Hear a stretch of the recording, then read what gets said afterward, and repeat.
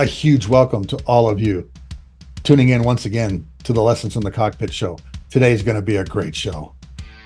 On the Lessons from the Cockpit Show, we interview and debrief some of the most fascinating, intriguing pilots, aircrew members, maintainers, and aviation enthusiasts from all over the world. We want to hear their stories, but more importantly, what did they learn from being in these extreme and extraordinary military, commercial, and even general aviation environments? The purpose of our show is to illustrate how does the aviation world work and increase critical thinking skills both in the air and on the ground.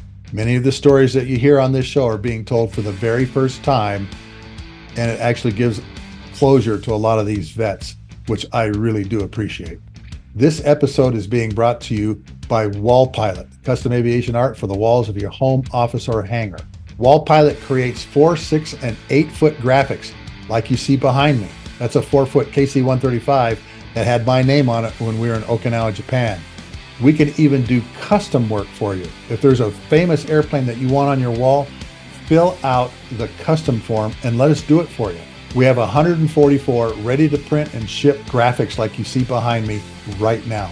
So go by wallpilot.com and order 1 or 2 of our graphics, because that's what financially keeps the show going. On today's show, we are interviewing and talking with one of my childhood heroes. I've read so much about this guy. Everybody tells me super guy to interview, super guy to talk to, and he does a lot of public speaking. He's really good at talking a good story. Today we are talking to retired Colonel Chuck de Bellevue, the highest scoring ace of the Vietnam War with 6 big kills. And he's going to tell you some stories about things that he did. We've heard about all the MiG kills, but he was dropping bombs too, on SAM sites, on roads, all kinds of things. Stories you've never heard before. So let's get started. Grab an adult beverage of your choice, sit down, strap in, and let's begin the Lessons from the Cockpit Show. Folks, welcome to the Lessons from the Cockpit Show. And today we have on one of my childhood heroes that I read a lot about, and one of the reasons I wanted to become an Air Force pilot. Today we are interviewing the leading ace from the Vietnam War, on my screen, Colonel Chuck de Bellevue. Chuck, how you doing today? Doing good. The weather's good. It's winter again here, but that'll be over in a few days again. Yeah, I saw that you guys were having some pretty good sized hail too throughout the Midwest. Yeah, you can have it. So the first question I always ask everybody is, what is your aviation story? How did you become interested in becoming an aviator in the United States Air Force? Well, I was in, I guess, high school, and I wasn't interested in going to Boy Scouts. That didn't interest me. But we started a Civil Air Patrol squadron, composite squadron. And so I joined. And I learned about flying. I used to fly rescue missions, and then when I'd land, I'd go out and I'd be the grease monkey refueling airplanes, and had a blast. I went over to Chanute Air Force Base, not Chanute, Chenault Air Force Base in Lake Charles, where we provided road traffic control as a young cadet. And the Thunderbirds were there flying F-100s. Oh. That's what I want to do. And so that was my goal. But as a young cadet, I just got my driver's license. They gave me a 48 passenger school bus that we had converted into a communications vehicle. And I could drive that out into the hinterlands of Southwest Louisiana, into the swamps, and set up communications. And so when it came time to go to college, I joined ROTC. It was a land grant college, so I had to go to the first 2 years of that. And I decided to get my commission, so I stayed the last 2 years. I was lucky enough, the first year they gave out 2-year scholarships in ROTC. That got 2 of them. I got 1 of them. That allowed me to get a regular commission.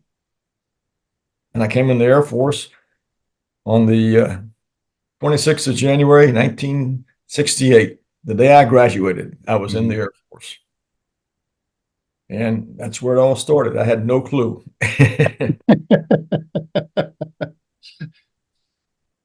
So, And yours is a similar story to a lot of people that they they got the aviation bug through Civil Air Patrol.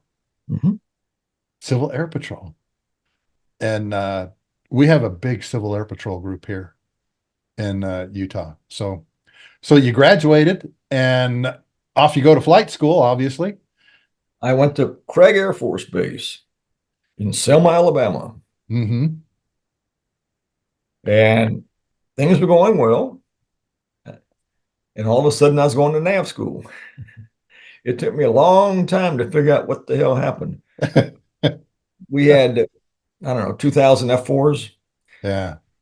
The Air Force put 2 pilots in the airplane. Mm-hmm. The Navy didn't do that. The Marines don't do that. They put a Rio in the back there, weapons officer. Huh. But because they had a pilot back there, they had a stick in the back seat. Well, as I'm going through pilot training, personnel decided that putting 2 pilots back there, I'm sure it wasn't just personnel, but 2 pilots back there was a waste of a pilot. They decided to start putting NAVs back there. So all of a sudden, the pilot training bases were overproducing. Mm-hmm.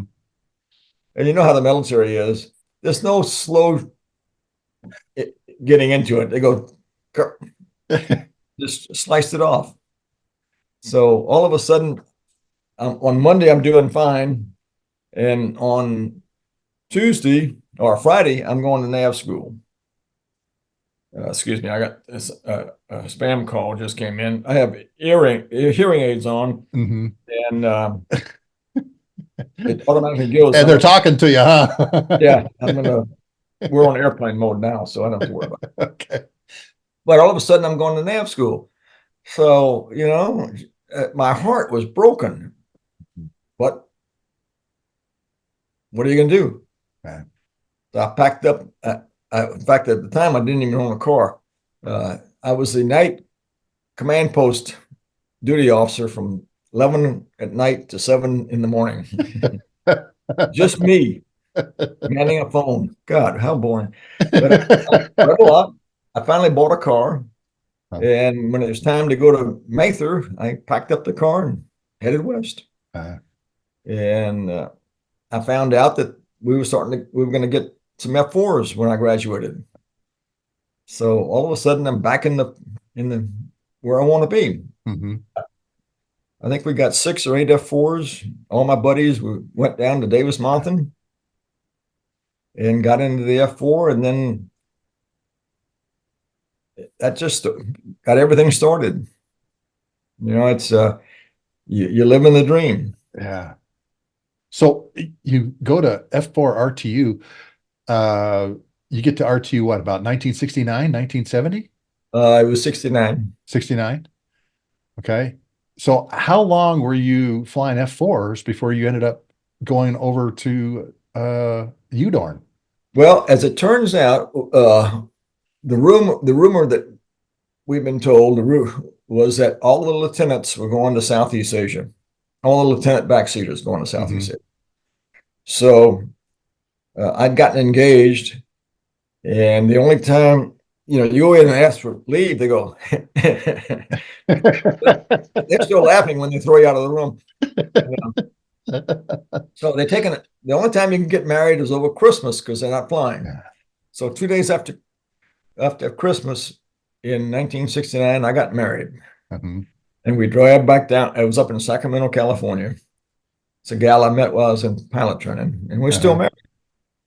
And we drove back down to Davis-Monthan, and about a week after we got back, all the assignments come down.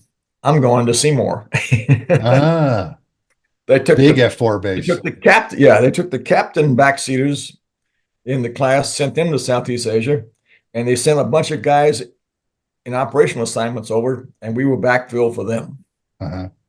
So as trained as I was graduating from RTU, I wasn't seasoned enough to know what the hell I was doing. I mean, I did very well in RTU. Yeah. My front seater had spent 3.5 years in the pit of the F4 Mhm. as a pilot backseater in Europe. So I had to learn everything George's way. And then I had to learn the book answers to pass the test. And out of all that, I came with my own ideas on Uh-huh. get things done. So how did you and Sally meet then? You said you met her at pilot training? I know I met her in nav training. Oh, in nav training. Okay. Yeah. So her dad was a retired lieutenant colonel, had flown bombers and B-24s in the war and spent 11 months at Stalag Luft 1. Oh, wow. So the movie Masters of the Air, it brings back memories for Sally, and it just shows her what people were going at, what it was like in a war Yeah. where the majority of the losses came from 8th Air Force. That was an incredible series, wasn't it? Yeah, there's been some bad press about it, the GCI, the graphics, but you know Yeah. what? You got to overlook some of that stuff. Yeah. I got to be honest with you, Chuck. I bawled through the last episode, Oh yeah, seeing those guys come out yeah, because I told you in a phone call, my uncle got shot down on his very first mission, and his backseater didn't make it out, and he'd yeah, only been married a month. yeah. George had only been married a month to Beverly, They and call that shit happens. yeah, yeah. The Russian that shot him down, Chuck, came to see him, brought him his helmet at the Hanoi Hilton, and Mm. said, "I'm the guy that was in the 37 millimeter gun emplacement that shot you down," and handed him his burned up helmet and everything like that. And Robert got out, and you remember the C model had the old seat with the shotgun shells or whatever in it, Yeah. and his back's all messed up. But Oh yeah. Well, anyway, yeah. so you're at Seymour Johnson. I'm in the 335th Squadron. When I first Mm-hmm. get there, the squadron is deployed to the Kunsan, Mm-hmm. the Pueblo incident. So I'm attached to the 334th, I think, Mm-hmm. for flying, but they don't. Nobody wants to have this guy that's not in the squadron putting a lot of sorties into him. So we got to do a lot of things, Mm-hmm. even fly a little bit. So how long were you at Kunsan for the Pueblo incident? Well, they wouldn't send me over. They Oh, they they would. they kept me at Seymour Okay. because they would repel home. So the squadron lands from their trip across the Pacific, and I'm in charge of unloading airplanes and taking stuff out of this. It's amazing what you can get in a travel pod. We pulled a motorcycle or two out. What? You break it down into piece parts and you stuff it in. You know, you guys that flew big airplanes didn't have this problem. No, we We didn't. were very intuitive in how to stuff shit into an airplane.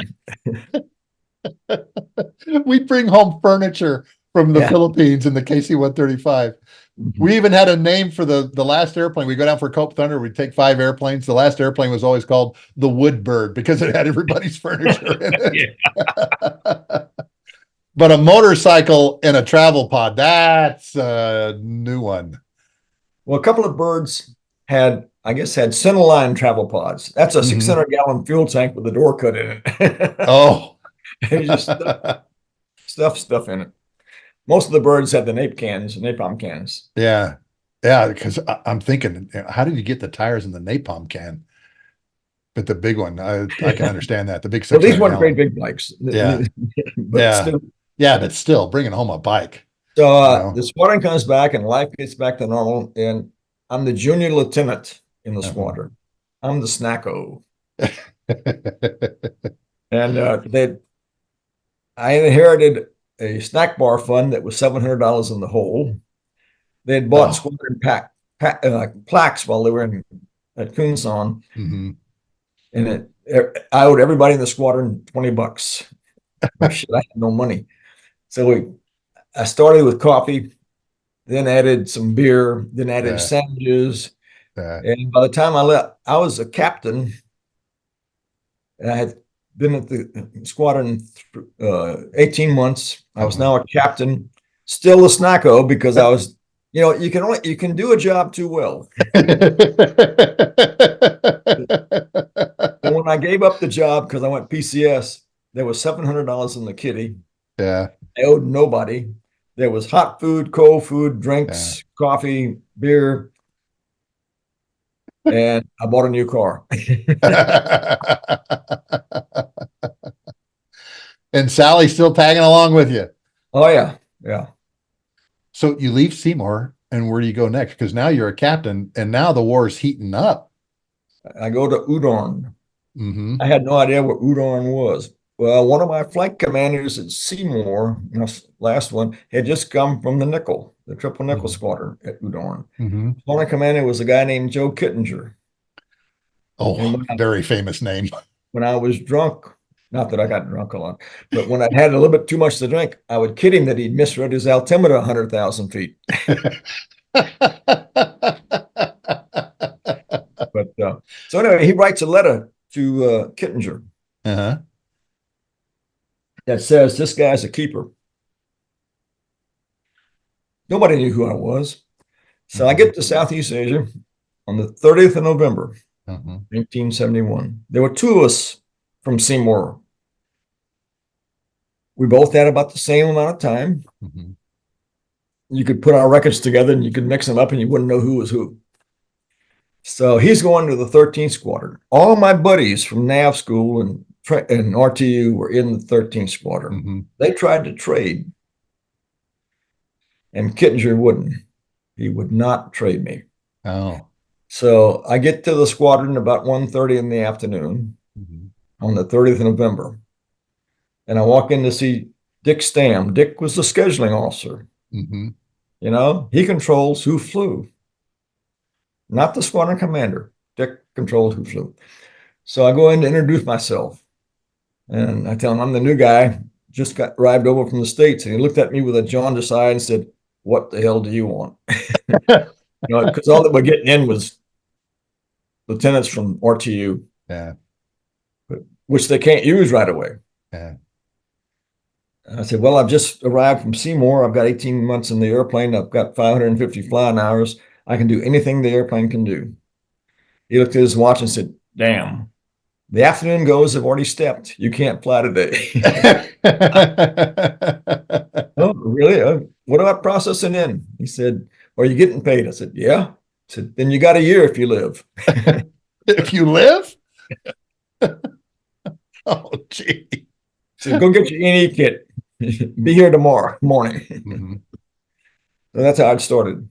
By the end of December, I had 28 combat missions. 7 of them were into North Vietnam. Wow. And we weren't allowed to go there, so don't ask. And I had taken, I was supposed to get a 10th mission combat check. It was a gimme check to see if you could fly combat. You even lose your cool. I took me on the 25th of December on my 25th mission. They didn't care about the check ride. It was only a formality. I was already waived to do everything. And so, the first month turned out to be pretty decent. 25 missions in 1 month. That's a lot, isn't it? No. Really? When the heavy's going, the heavy's going. Yeah. Okay. Yeah, my roommate, a couple of weeks after that, my roommate became Roger Locker. Roger. Oh, really? Yeah. He walked out of North Vietnam for 3 weeks before the helicopter get in close enough to get him.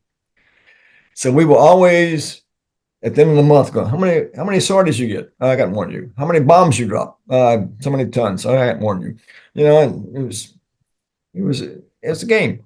Yeah. Yeah.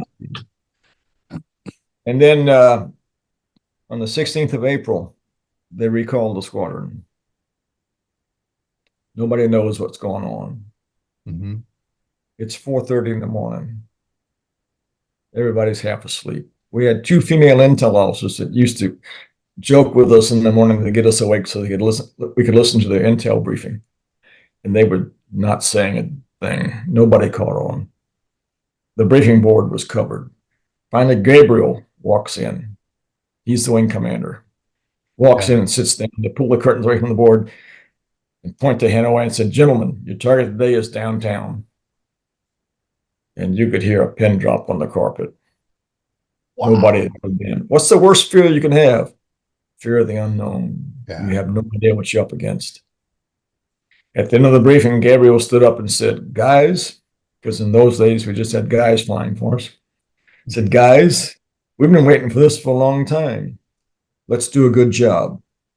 Take a look at the guy next to you." So you and your buddy looking at each other, and then he says, "He may not be coming home." You go, "Damn, that's too bad. Can I have your stereo gear?" I mean, it took the edge off. Yeah. As it happened, nobody got shot down that day. Did wonders for morale. What was the target area? And where in downtown were you going? Or were you just flying mid-cap that day? We were flying mid-cap, I think. I'm not real sure. I'd have to look at my book. But it was just they were having a big strike into the center of North Vietnam. So, it was what it was. We got back from that first mission, and it allowed us to have the ability to go again. Mm-hmm. I never took off on a mission that I thought I was going to get shot down on. That thought didn't come till halfway through mission. Yeah. I see. And at that time, Chuck, everybody says Hanoi was the most heavily defended piece of real estate in the world. It was. With SA-2s and guns, radar. We had gear on the airplane that told us where the missile was coming from, and that whether it was in the air or not. Of course, they can jimmy it, but so that was great. If you didn't see the missile, it was deadly. If you did see it, you had a chance. About 2 nanoseconds. You had to look at the missile, decide if it was mine or yours. If it's yours, you got to do something. And if it's mine, I'm falling out of position to fight the missile. You would push the airplane over. The missile would commit down. Mm-hmm. You pull it up. The missile couldn't make the turn, go under you. And what's that distance that you pull the airplane up? Well, if you do it wrong the first time, there is no second time. Yeah. So it's got to be, it's now, and you had to believe in yourself, and you had to believe in the guy you're flying with, because if either one of you goes batshit and loses your cool, you're dead. Yeah. So in AAA, if it's yours, it's deadly. We got hit one day. I was flying a high-speed forward air control mission, and I've got about 35 fast track missions, all in North Vietnam. And we were going after 100 millimeter in aircraft gun on the coast. And thinking about it later, in later years, you go, we came all the way across North Vietnam to get this gun, and there's not a blade of grass to hide behind. And then I go, well, if you come up from the water, that's the same thing. They knew you were coming.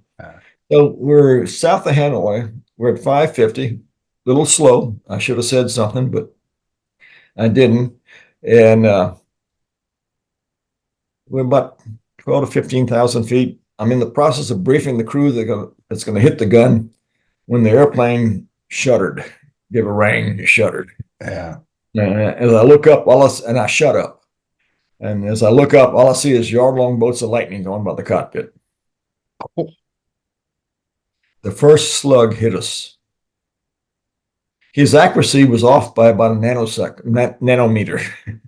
At the distance, we were at max range on the gun, and it would have taken him to move the gun barrel probably a hair width to move the bullet from the leading edge flap in the wing fold area to the fuselage.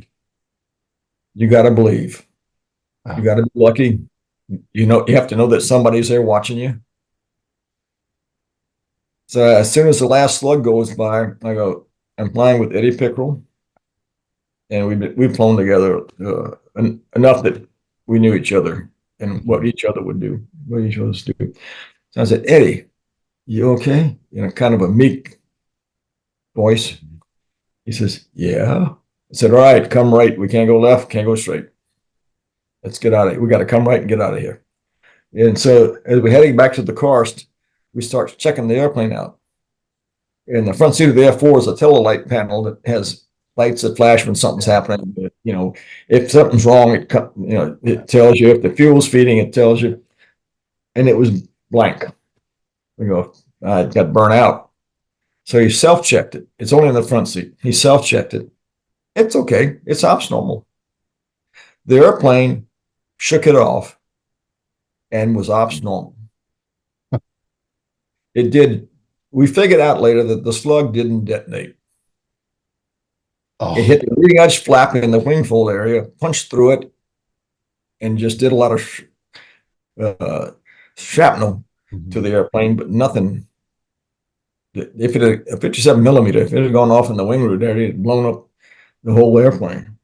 oh man. So, And this is a 100 millimeter gun, right?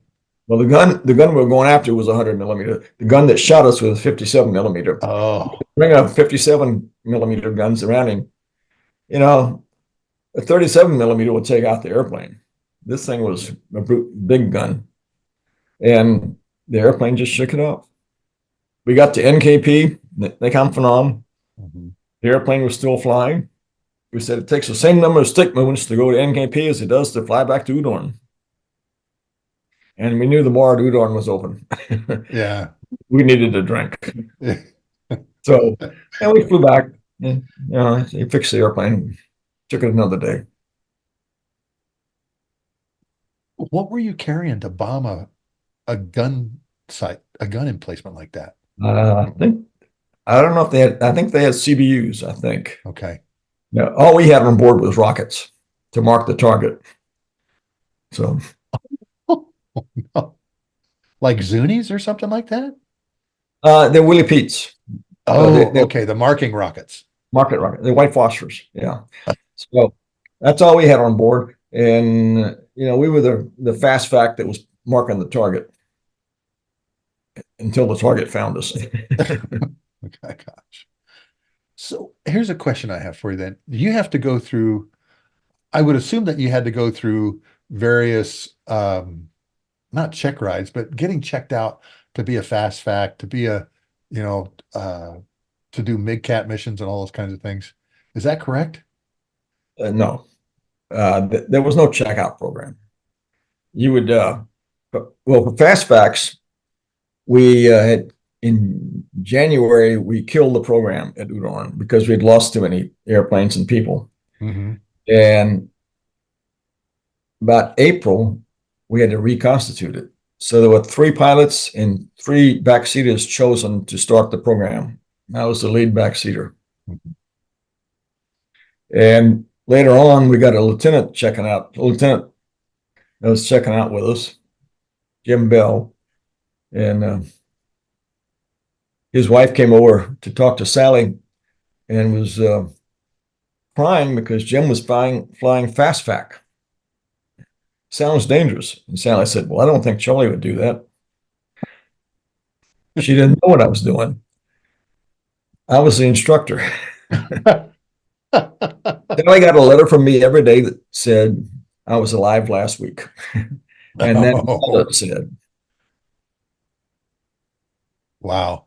We didn't have things like cell phones, internet, Wi-Fi, none of that. You couldn't even make a phone call. You got to go to Mars. Tell her I love her. Over. On the opening night of Shock and Awe, I called Val and told her, hey, I'm sure you're watching what I'm doing on TV. I was the chief of the air refueling control team. I was in charge of all air refueling throughout, Shock and Awe.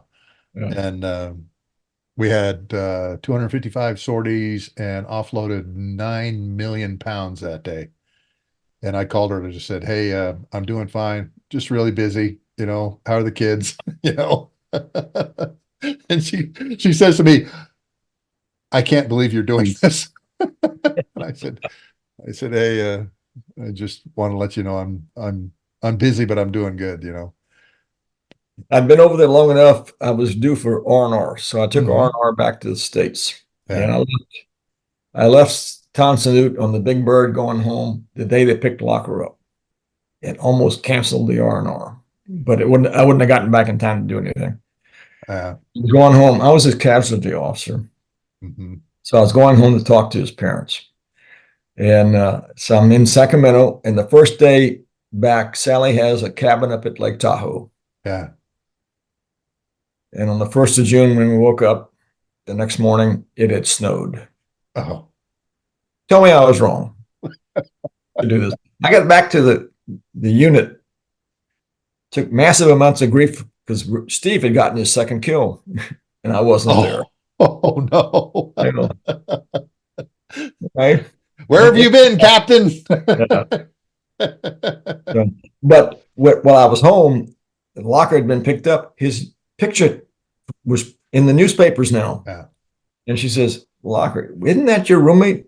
Yeah. What were you guys doing? Nothing.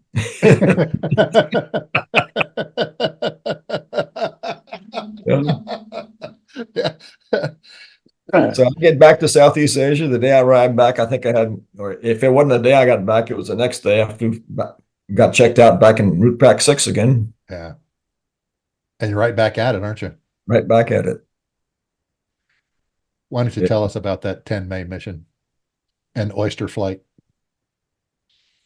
Well, we had handpicked, I say we, Lodge and Locker. They were the flight leads. Steve was the alternate lead. Mhm. I was crewed with Steve just by chance. I was working with him in weapons, so we knew each other. I'd flown with him enough to Yeah. understand him. And then 2 and 4 were picked to go. And we had something that the North Vietnamese didn't know we had. It was an enemy IFF interrogator for the SOD 57 and the MiG 21. The unclassified code name for the system, Combat Tree, Mhm. was classified. That's how touchy this stuff was. Yeah.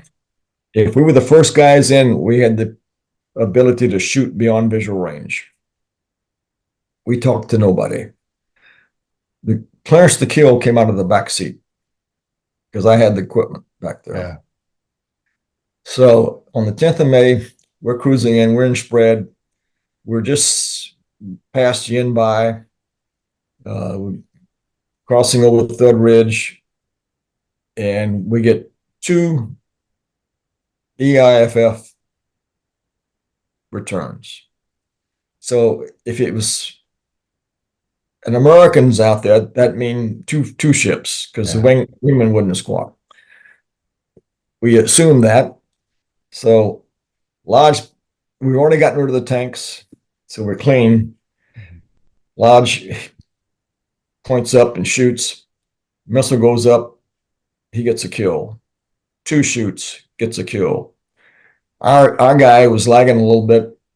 Finally, he comes in range. We shoot. Now we see him. Mhm. Well, we don't see him. We see his contrail. He's high enough up to leave a contrail.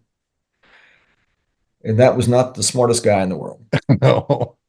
But the missile, when it points, when you fire the AIM-7 off, it smokes. That's good and bad. If you're following the guy and he's out of range and he sees the smoke coming at him, he has to commit to the smoke, to the missile. That puts the next missile in range. If he's at max range and he sees the smoke, this guy did a 180. He did an Omega in the air and went away. So we lost that kill. His wingman didn't see that. He came by us. We were supersonic in the turn behind him.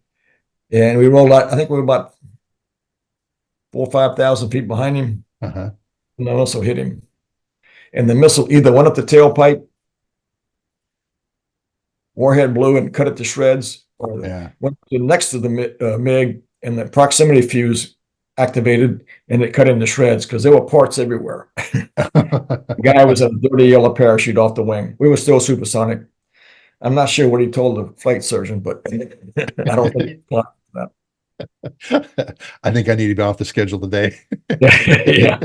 So we come back, we'd gotten separated. So we came back around and I'm looking north and I see the F4 and I see two MiG-19s and they were off in the distance and there's cordite coming out of the MiG-19s. And about that time, we're scrambling. About that time, another MiG saddled up on us and we take it to the dirt and we're accelerating out. The old MiGs couldn't stay with us. This guy did. The limiting airspeed for the F4 on the deck is 714 knots calibrated, Uh-huh. about 800 miles an hour. It's for the bolts holding the windscreen in. Oh. So when they fail, you'll never know it. Yeah. Last time I looked at the airspeed indicator, we were at 850 calibrated, a little over 1,000 miles an hour. We're about 100 feet, maybe 150 feet.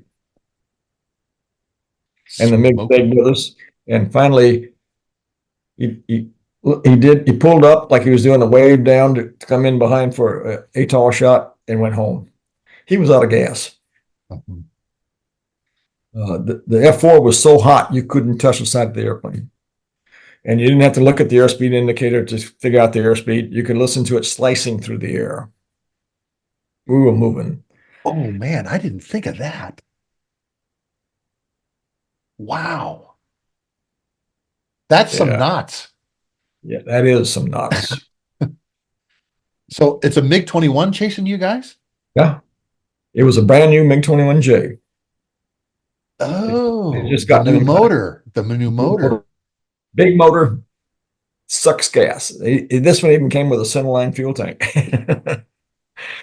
So, And he was chasing you with the centerline fuel tank on? well, Wow. he probably got rid of that when it Okay. was dry, like we would do. But it gave him the ability to stay airborne longer. Mhm. But that big motor burns, it sucks gas. Yeah. So, we finally got three. Well, there was three. Steve was three. Now he was lead. Four was with us, and then two joined up with us finally. And we're screaming for a tanker. And one of your buddies was west of Udar and said, "Can I be of service?" I said, "No, you're too far away." And the guy east of Udar said, "I can help." And he goes, "Brigham, I need clearance to go north." And Brigham said, "Stand by." He said, "Roger, we're heading north." And then he said, "Brigham, I need clearance to climb." And he said, "Roger, stand by." And he said, "Brigham, we're climbing." So we met him 150 miles north of Udorn. He was dumping gas so we could see him in and out of the clouds. Yeah. We finally get on board. We have 2,400 pounds of fuel. Oh, jeez. In 3 airplanes, about 800 pounds apiece. Oh, geez. So we quickly cycled through, and then we took enough gas to get home. We always if we got a MiG kill, we always came back for an air show. Mhm. If we lost somebody, there was no air show. Yeah. Now, on the missions that there were air shows, you've seen the Thunderbirds, the Blue Angels. They do a great job, don't they? They do. They practice. Yeah. We would talk about it on the tanker. And nothing we did was legal. Nothing. But you're in a combat zone, so it doesn't matter, right? Right. Well, the local flying rigs, when I first got to Udon, they still had pilot backseaters. Oh. And the local flying rig said that nav backseaters would not land the jet, would not refuel the jet, and would not fly close formation. And nobody read that. Because you're in a combat situation, aren't you? That's right. Combat rules apply. I was with a guy on a high-speed FAC mission, and we were the Dawn Patrol. And we rolled in on a target, and and it's time to go get gas because we're out. Yeah. We have 3 tanks on board, so we carry 21,000 pounds of fuel when we're full. But it's time to go to the tanker. The nose has not come off the target yet. He says, "You got the airplane, I'm going to sleep."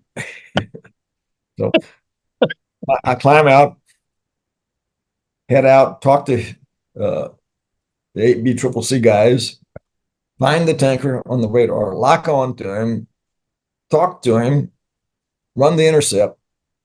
The only thing I can't do from the back seat is open the refueling door and squawk.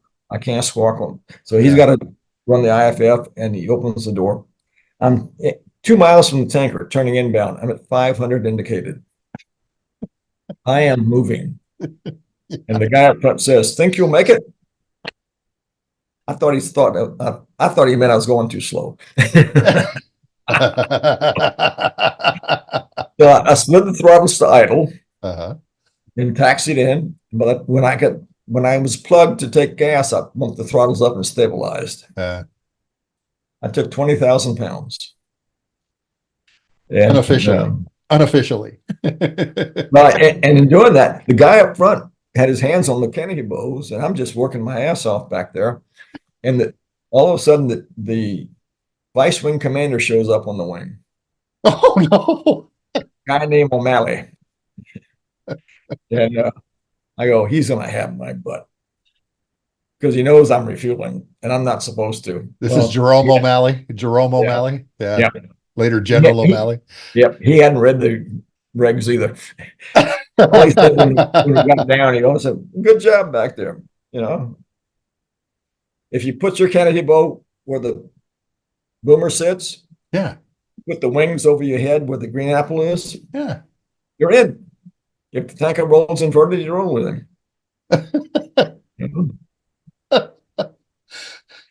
Combat rules. Yeah. So what's it like landing the F4 from the back seat if you did that? You got to look out the left quarter panel. Okay. So you got to grab the airplane a little bit. Yeah. And then as you get close to the ground, you look at the long end of the runway to keep perspective. And you carry power till landing is assured. Landing is assured when your teeth rattle. The old F4s that had BLC, blowing boundary layer control. Which gave you a 10-knot slower airspeed for coming across the end of the boat. Navy jet. If you ever went to idle with that, the wind over the wing quit and you had just stalled the airplane. So you had to carry power all the way to the ground. And it's like the first time you do a lot of things, it's a little nervous. But I'd flown the airplane a lot. In fact, the guy that I got to land behind was Morty Cabato, young lieutenant. Really? Yeah. Chuck, I got to drive an aircraft carrier while it was refueling. Scared out of my mind. Yeah. Okay. A little bit of a turn inbound and yeah. But you'll never believe this, man. They have a PVC pipe Christmas tree right out off your hip. That's how you stay in formation. Okay. It starts at 140 feet. 180 is where you keep on the water line, and it goes out to like 220 or something like that. Because if you get too close, the physics Venturi effect actually brings the ships together. Okay.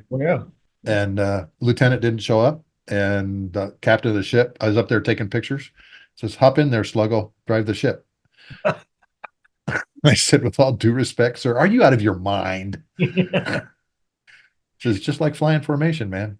But you know what? Yeah, exactly. Okay. And he said, every 20 minutes, increase the RPM on the inboard screws 1%. You start at 70, go to 71 in about 20 minutes as we take on more gas. And 1 degree heading changes. That's all you need to do. And I thought, what a great rule for life. We always try and take these big bites out of the elephant. And he says, 1% on the screws, 1% and 1 degree heading changes, and you'll be fine. Okay. I got to do it for 50 minutes. There was a joke out there. Pilot and nav, and the nav says, "Turn left 1 degree." So the guy says, "I don't make 1 degree turns." I said, "Okay, turn right 5 degrees or 4 degrees, come back right 5 degrees." That's why we carried bananas in the back seat. Bananas in the back seat. Oh, that's hilarious. But I thought, I'll never get this opportunity again. Why would you turn that down? And I learned something that every 3 days, an aircraft carrier has to get rearmed, refueled, and do all that stuff. So I learned a really important lesson and what it takes to do that. And Yeah. and that information I carried with me to shock and awe. We had 5 aircraft carriers that were floating out, and I knew every 3 days that they would come offline for about 6 hours so they could do their thing, except for one carrier, the Truman. The carrier Truman and its air wing commander said, no, we will underway replenish while we're flying. He says, I've got some great video on that too. I bet. Well, it begs the question, who's the most important person on your team? You don't know, No. because the incident hasn't happened where that person is going to become the most important person. And We were isn't that a coming great out of the lesson? shock one day. We were leading a guerrilla into Hanoi, and we Mhm. locked a brake, which is not uncommon. Mm-hmm. And we just cleared the revetment. So if we stopped the airplane right there, the guerrilla was off. So we shoved the airplane to the clear area. Mm-hmm. By the time we shut the engines down, the left wing was being jacked up. By the time we got out of the airplane, he'd already pulled the tire. They were replacing the brake stack. And when you looked around, there was not a QA guy in the area to do any inspections. There was not a checklist being used. It was all being done. We were 10 minutes late for takeoff on a grounding write-up. Yeah, and you went off on that jet because you had a mission to do, didn't you? Yep. That's also a The old great jet, teamwork. the 463, the jet we flew that sits at the Air Force Academy, Uh-huh. was an old F4D. The D model engines, C and D model engines, the fuel controls on them were screwdriver adjustable.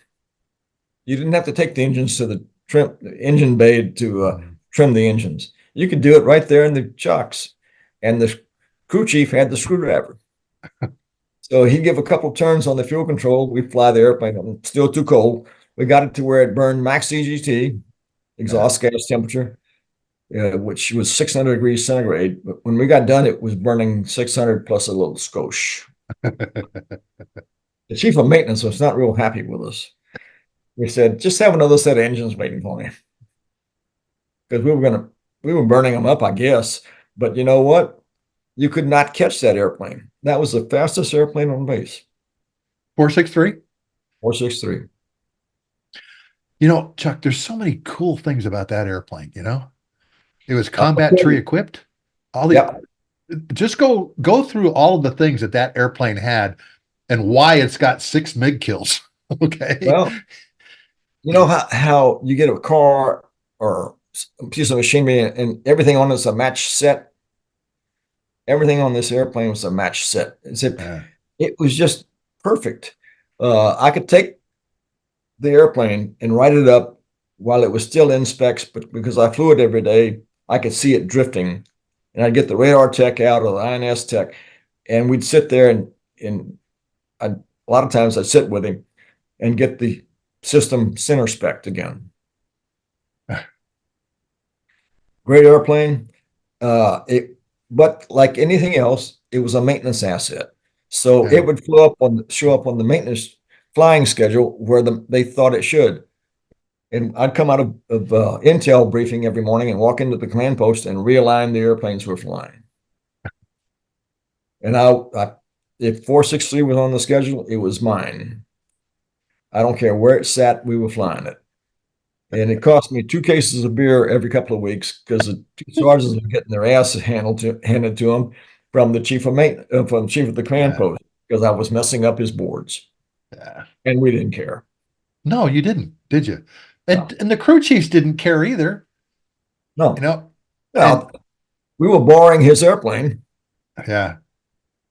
And Reggie Taylor was our crew chief. Did a great job. We had a couple of them along the way there, but yeah, I know Reggie Taylor's name was written on the side of it with you and and Steve's name up there, up forward. Yep. So almost got arrested with that airplane. What? It's on the terrazzo at the Air Force Academy. And the cadets, as they march to meals, march right by it. So I'm at the academy with my wife, with Sally, and my exec from Edwards was now the security forces squadron commander. So he's showing us around, and we're going to go see the airplane. Well, before we could get into the fence, because there's a fence around the academy now, Yeah. he gets recall for something. So he gives me the key to the cipher lock, cipher gate. So I key it in. We go walking around the airplane. I'm taking pictures and just having a good old time visiting an old Yeah. friend. Yeah. And a major and a lieutenant colonel come screaming down, you're going to get arrested. You can't be here. And we're going to have to call the cops. I pulled out my business card from the squadron commander, said, here, call this guy. They call him and he says, you dumb shits. Escort him out of the area, But Chuck, think about standing around that airplane and all the memories that you had. Like when I was standing inside the FB-111 drive-through, you Yeah. standing around that airplane brought back so many memories of not just Reggie, but No. things that you did in that airplane and things that happened around that airplane when you were flying it, didn't it? It was like being around an old friend. Yeah. They say if you go to war, and whatever airplane you go to war in is the most beautiful airplane you've ever flown, and you'll remember that forever. And you do remember that airplane forever, don't you? Oh yeah, yeah. It was a And great jet. It needed a wash job bad, but who wants to wash the jet? I and didn't ground it for anything. well, and it's like you mentioned, everybody wants to fly that jet because it's like the golden jet on the ramp, It's got all the new toys in it. It's got the engines that are tuned in it. It goes faster than any jet, all those kinds of things. And so everybody wants to use it. Yep. Particularly when you're flying air to air because of combat tree. Oh yeah. Yes, you bet. When I came out of the Pentagon in '82, I went down to Homestead to get recurrent, and 463 was down there. It was in the other AMU. So somebody says, why don't we get the Bellevue to fly the airplane? And the DO ops group commander says, nah, we don't need to do that. It's an airplane sortie. We can trade, you can trade sorties. It's not that big a deal. But I couldn't fly it. So I went over and did pictures in front of the airplane with the crew chief. Yeah. And when you open the book, all the MiG kills are there. Are they? Yeah. And see, that's the amazing thing is opening the maintenance form for an airplane like that. You see that and you go, holy smokes. Yeah. History of this airplane, So, but you were flying with Steve when he got 2 kills in the F4E model, the one from the Gorilla. As a matter of fact, it was from the Gorillas, Right. the 58th. Talk about that for just a moment. Well, we were, it wasn't a combat tree equipped bird. Something's being done to it. So we get this one. It had just come out of Radar Cal, and it's an E model. So I was comfortable in E's, and it's a more modern jet. It's got a gun in it. Yeah. And it's got bigger engines, a little bit bigger engines. So we're the egress cap. We're going to be the rear guard as everybody's coming out low on gas. 2 strikers call out with firelights. And the F4, they run in cycles, but you have false firelights. They just happen to come on. Yeah. Well, when it comes on, that's where your eyes are on that firelight. All the way home. Yeah. And well, one of them was a false firelight, the other one wouldn't. And they're talking like 2 chickens cackling together. Get the store going. We got fires. They're making a lot of racket. The North Vietnamese had more radios that monitored our freaks than we did.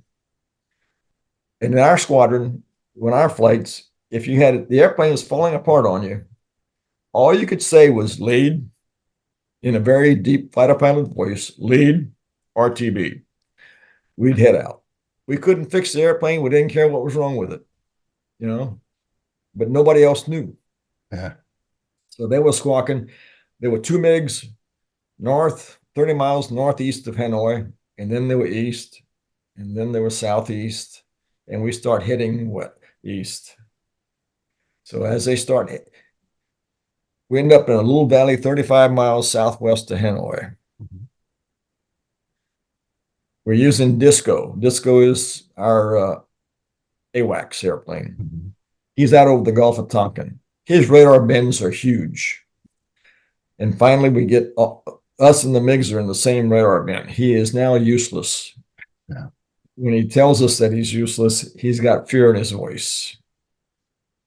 So there's 8 guys with heads on swivels heading northeast. And we don't fly anywhere in a straight line. We weave. So we're weaving. When Steve weaved, Free weaved. When Steve rolled out on a point, Free rolled out on a point. It's like he had a mind meld between the two of them. Yeah. So after about 2 minutes of going northeast, we did a 180. And as soon as we rolled out southwest, I picked up a black fly speck on a white cloud. Called it out to Steve. Yeah, I think he saw it about the same time too. Our signal to the rest of the flight that we're getting ready to fight was when we blew the tanks off the airplane and went to full afterburner. Catch me if you can. Not my job to keep you up with me. It's your job to stay. And now the F4 is not a 9G airplane. It's not an F-16. If you read the book, it's an 8.5G airplane. If you don't read the book, it's a 12G airplane. I mean, whatever you can pull.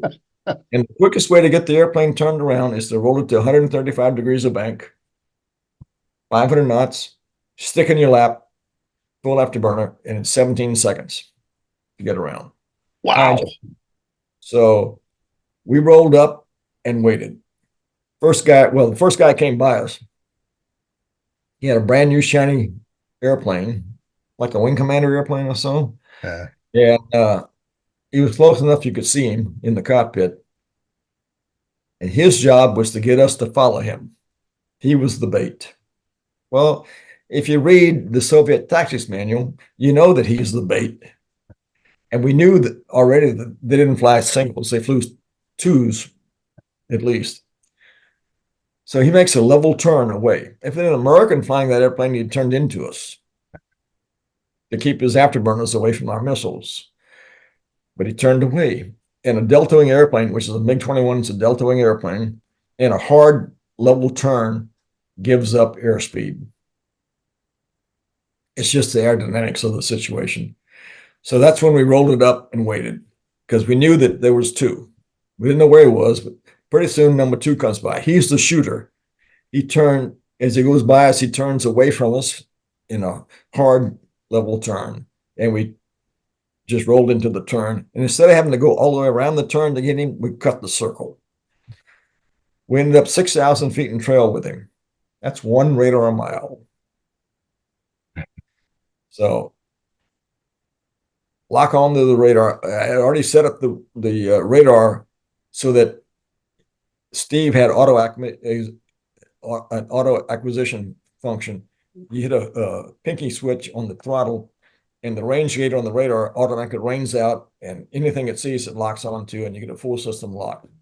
So once we got that lock, and in a maneuvering situation, you've got to use that. Once we get a full system lock, you've got to wait 2 seconds for the radar to have good data. Mm-hmm. And then it's another 2 seconds for the missiles to get programmed.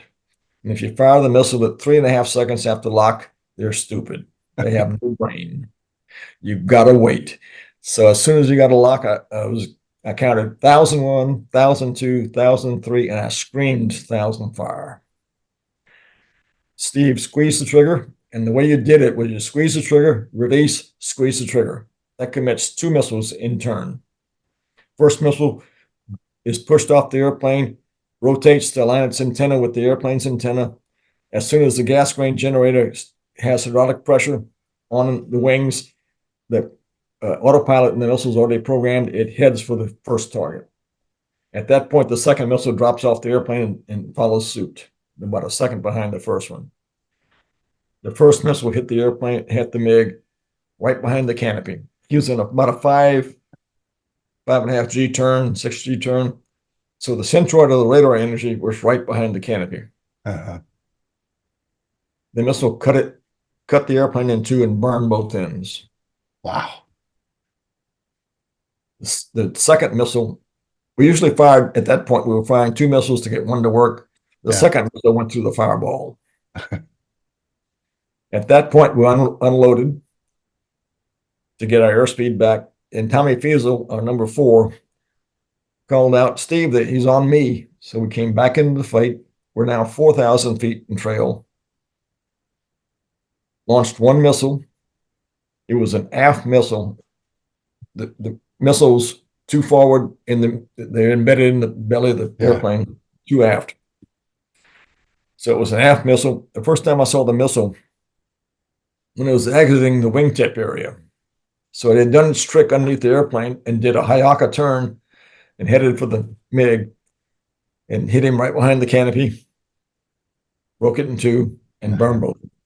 They would not launch, they would not commit 2 MiGs that were coming in from the north and 2 MiGs coming up from the south to help out. We found out from intel after the mission that these 2 guys had flown every day for a month to meet us, and they were considered green. We color-coded everything. Yeah. Red and blue was a 17, 19, 21. Yeah. Black bandit was bingo fuel, which meant he's easy. Green bandit was these. And these were either green or we were going to make them green. Mhm. That fight took 1 minute and 29 seconds from Tally Ho to Splash 2. And about 2 minutes after the last MiG blew up, the radar burned itself up. Oh, did it really? Yeah. It came out of radar cow, and as soon as we landed, it went back to radar cow. Oh, no. But Chuck, 4 seconds in combat like that is an eternity, isn't it? 12 eternities. Yeah. 12 eternities?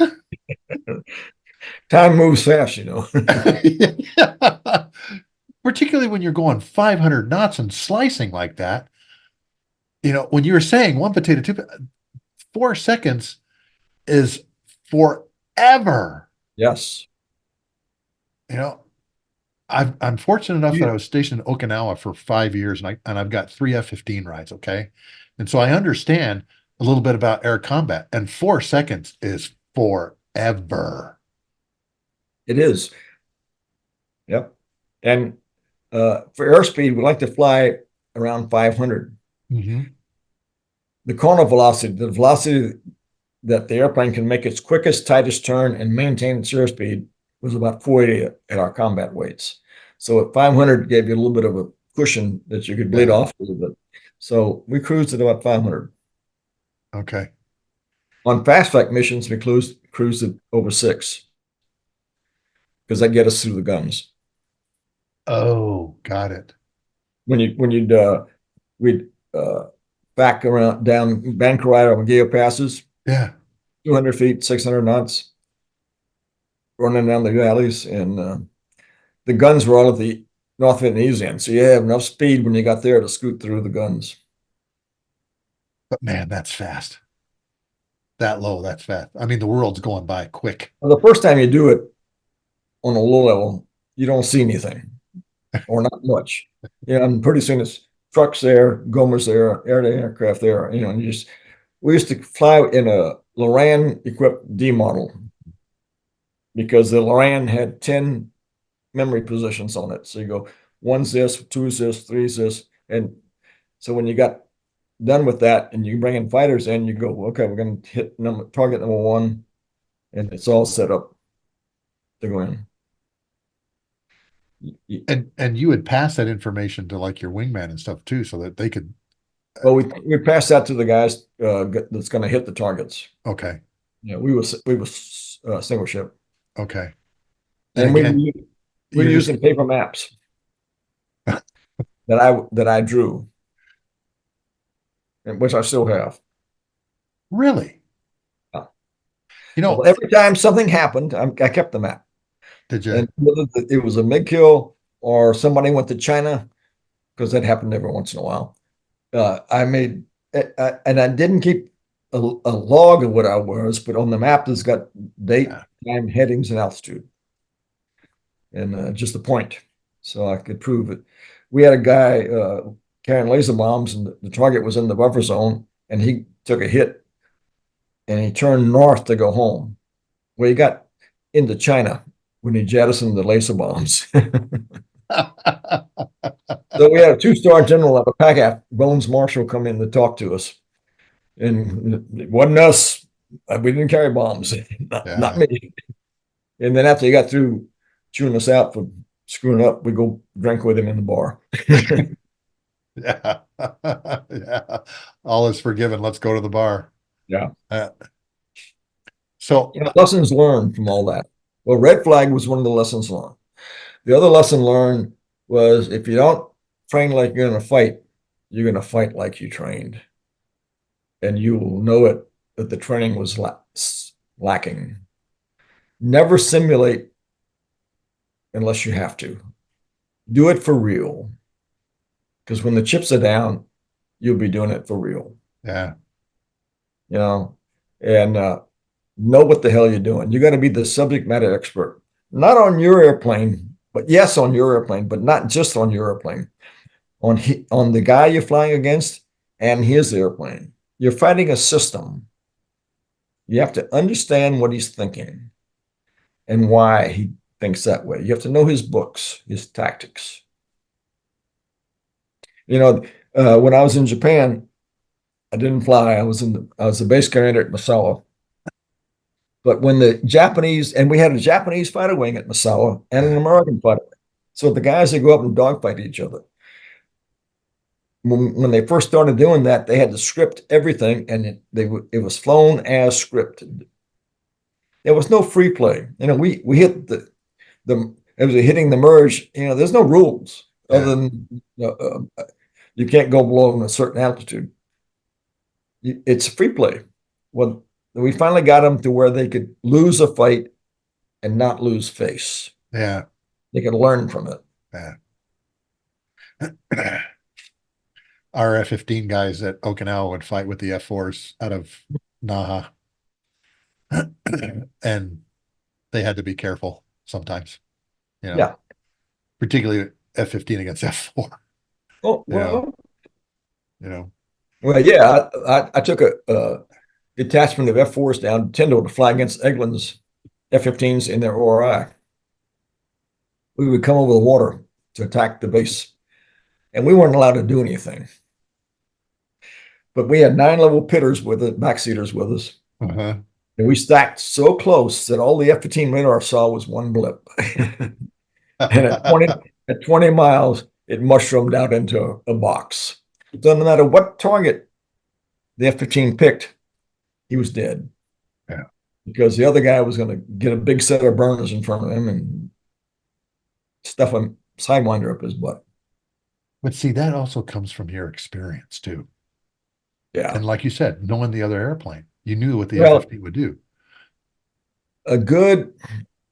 Our senior experienced backseaters were very aggressive. Mm-hmm. And had the knowledge to fight the airplane. So no matter what happened, they knew what you could put him with a lieutenant. You were better off with a senior nav and a junior lieutenant than with a senior pilot and a junior nav. Yeah, for obvious reasons. In there too, and I tell you what, it's trying to get him to do something was not easy. But you come away from Vietnam with all this experience. Did you ever think in a million years that you'd be the top scoring ace of the Vietnam War? I didn't even know what it meant to get a kill until I had 3. And I figured out, well, hell, I want to go to Europe. I want to go to the 32nd Fighter Squadron at Schusterberg. So I wrote the commander at Schusterberg. So I've got 3 kills. I would like to fly for you. And I want to go to fighter weapons school. And he said, I'll make that happen. So I'm going to Schusterberg. When I had 4 kills, I get a Twix, a message from General Dixon, commander of TAC, He wants to assign me to fighter weapons school as a fighter weapons instructor, air-to-air instructor. Uh-huh. You go, well, that's what I want. So I take that assignment. Well, Steve and I made ACE, not at the same time, but about at the same time. Yeah. So we head to the States. I made ACE on the 9th of September. I left on the 10th of September. I didn't sober up till I got to Hawaii. We ended up having to meet the chief of staff. Uh-huh. So it's General Ryan and Jack Ryan, the old man, and General Yeah. Ginsburg, the SAF PA, Public Affairs, Steve and I. And the two-star is taking notes. Really? Steve says, and we're talking about stuff, and then Ryan asked about what Steve wanted to do. He said, well, the Thunderbirds are checking out right now. I'd like to go try out with them. And he looked over at the two-star and said, make a note of that. Yeah. And then he asked me if I wanted to go back to pilot training. I go, hell, I don't know. I got the assignment I want. I wasn't sure. I didn't even know I could go back to pilot training. It wasn't on my dream list because I never heard of that. So as they're walking out, the two-star says, don't take too long to make a decision. He retires in 9 months, meaning the offer goes with him. Yes. So I get to Nellis, to the squadron I'm going to be assigned to, and they go, the hell are you doing turning him down? So I talked to Sid Hudson. I'd flown with Sid a lot. Sid had been a 101 backseater. Uh-huh. He went to pilot training, and I trusted him with my life. Yeah. And because he listened. Yeah. You could talk, you could get him to, hey, we don't want to really do that. But anyway, I talked to him and finally I said, okay. So I sat down and wrote a letter, dear chief. It never got to him. The exec got it. I already knew who to talk to at Randolph, or lady that made base assignments, put names in box in it. So I call up and I said, I leave Udon on the 20th of November.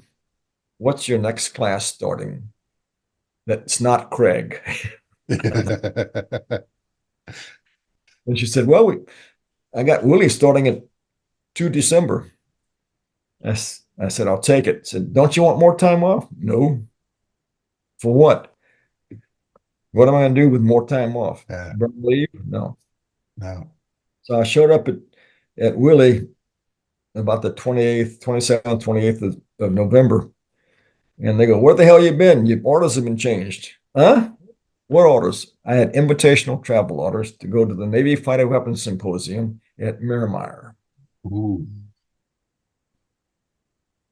Willie and Locker was already at Williams. He was in 237s. So he took his out and back to the same conference.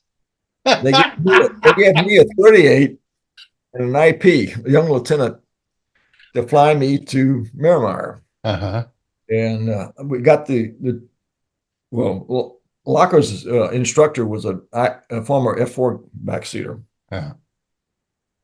So, and he had the security clearances to get in. Well, I got the lieutenant in. We took him to the Miramar Fighter Bar. Oh. He had no idea what it was. And it's world famous. That's world famous. It is. Top Gun made a big deal out of it. Yeah. Oh, yeah. So we get into the briefings. It's a bunch of guys telling war stories of what they did. Yeah. The Marines used to fly off the boat. Their bingo was 4,000 pounds, and that allowed them to fight their way out. Our bingo south of Udon was 8,000 pounds. North of Udon, as soon as the wing tanks went dry, you just had to start thinking about going home because you had further to go and you had to fight your way out. Yeah. The TAC guys came in, they were doing a dog and pony. And he had a rag in his hand soaked with lighter fluid. And he had a pocket lighter in his other hand. So when he shot, he was going to light that and the rag was going to burn. Well, the lighter fluid, he had a polyester blue suit on and it got lighter fluid soaked into it. So his whole arm was burning. Oh my gosh. It's great to have comic relief like that. So I get the pilot training. I've got more medals than all the instructors put together. Yeah. And Bud And Hawk, 6 MiG kills. yeah, Bud Hirschberger was my flight commander in T-37s. Yeah. Bud and I were backseaters at Seymour together. So I walked in and closed the door on him and said, I know you got a lot of pressure on you. Do not give me a grade. I'll know it. If I figure out that I can't fly, I will quit. Yeah. And life got to normal. He did give me one ride. Yeah. The ride where he gets out of the airplane and I go solo. Yeah. He gave me an excellent. So that was a good. It wasn't an excellent. Yeah. And but he got out of the airplane. That's all I cared about. Yeah. And you know, I get to F4 training and you're back home. Uh, I had to fight the rumors that I couldn't fly. They'd given it to me, and I go, let's go see. Yeah. We'll see what. It came time for the air-to-air portion, and my IP in air-to-air was a nuclear strike guy from Europe. It didn't matter where he started out. He could be behind me in range, and one turn I was behind him. And when it came time to shoot the dart, we were supposed to get two sorties on the dart. So there's 4 of us going up. It's 4 students with IPs in the pit. And my IP says, what do you want from me? I said, well, it's an iron sight in the F4C that we had, Yeah. 68 mils air to ground, and that's a 2G sight. So we're pulling. He said, what do you want from me? I said, G's, just read out my G's. So we're coming in, I'm at 3 G's. So that means the bottom of the reticle is now the sight, the pip. Yeah. So I put that right where the cable attaches to the dart toe and squeezed the trigger and stepped on the top rudder, and I had destroyed it. There wasn't anything left. They were very upset with me. They had 3 non-effective sorties. So Because you blew away the dart. yeah, I blew away the target. So when I land, and say, when's my next sortie? Sit down in color. You're done. I'm wasting another mission sortie on you. But I mean, think about that. What do you do with a guy that's got that many kills and has got that much experience? It's like you said, you've seen everything that there possibly can do in the Well, jet. could I fly the front seat as a nav? Probably. Probably. I was working. Well, I wasn't, but the assistant ops officer was working on a deal to Iran. We were going to go into Clark and swap cockpits, but I screwed it up on the ace. When I got to Hawaii, I have an escort officer. Yeah. I'm a young captain. I've been a captain a little over a year. My escort officer is a brigadier general. Oh, And gee. he meets me at the airplane. We walked through customs, never stopped, never checked in, never checked out, just walked right straight through. And we get to his house. I'm about the same size as he is. The new dark blue pants and light blue Yeah. shirt had Yeah. come out. So he lent me his uniform to wear. I had to go by rank for it, but it Yeah. worked out. And we have an award ceremony. I get the Air Force Cross, 3 Silver Stars, 5 Distinguished Flying Crosses, and 1 Air Medal all at one time. Oh my gosh, Chuck. And then they have a press conference, and nobody has told me what I could say and what I couldn't say. I mean, I've never done this before. So there's a microphone, no podium, nothing to hide behind. And the first question asked was, well, how does it feel to be a trained killer? And I go, you got to realize I'd come out of Route Pack 6 the day before. I was afraid of nothing. Yeah. This guy asked me that question. I go, And I sat there and mulled it over for a couple of seconds, and long enough that the generals start to stir. And finally I said, well, you know, I'm not a trained killer, but I am very well trained. And for about 20, 30 minutes, we threw a football back and forth to each other. And at the end of the thing, a couple of the generals went up to him and said, who the hell side are you on anyway? He said, don't worry, I'll take care of him. The next morning in the Honolulu newspaper, front page is a picture of the Air Force Cross superimposed on my picture. And did a great job. Yeah, and nothing prepares you for that kind of stuff, does it? No, but most of the stuff I've done, there's been no preparation. I came out of the Pentagon, went back to Seymour, and there was 8 of us on the General Creech's Ops Squadron Command list. Yeah. We only had 4 squadrons. You want to see a knife fight? Yeah. So somebody had, and I didn't know at the time, but somebody on that list had to go to maintenance. You know, there's always 10% that doesn't get the word. The other 7 guys took a step back, and there I was standing tall. Yeah. And so I'm going to aircraft maintenance at Seymour in a captain's position. I'm 2 years out from my colonel's board. Yeah. I go, well, this sucks. Probably look good on the resume. And as I'm walking over to maintenance on the allotted day that I was supposed to go over, John Foote, the chief of maintenance, meets me halfway. I go, oh, that's odd. Why would he meet me? He hands me a brick, says, here's your brick, your radio, here's your call sign. If it don't make sense to you, don't do it. If you need help, give me a call. I'm going home. Bye. And he left. I was his deputy. Still had the captain's job. On paper, I had the captain's job. Yeah. In fact, I walked in as a lieutenant colonel into the office and replaced the captain. Yeah. And I had 2 tech sergeants working for me in training. I had training records, and then I had crew chief training, the maintenance university. And we were getting a TAC inspection on our records. We had never passed it. Oh, So wow. my 2 tech sergeants used to go fishing every couple of times a week. And on Friday, we'd have a fish fry. Yeah. And as the smells would quaff through the building, people would come in, can I get a taste? Yes. Let me look at your training records. I used fried fish to get 2,500 people in training, all their records all checked. We passed with flying colors. And then as his deputy, whenever there was a FCF, or a functional check flight, that had to get off the ground, I flew it. They wouldn't That give me was easy. Yeah. They wouldn't give me a maintenance AFSC, so I never quit flying the airplane. Mhm. I was too critical an asset as a fighter pilot to give a maintenance identifier, but not to, I still did maintenance though. Yeah.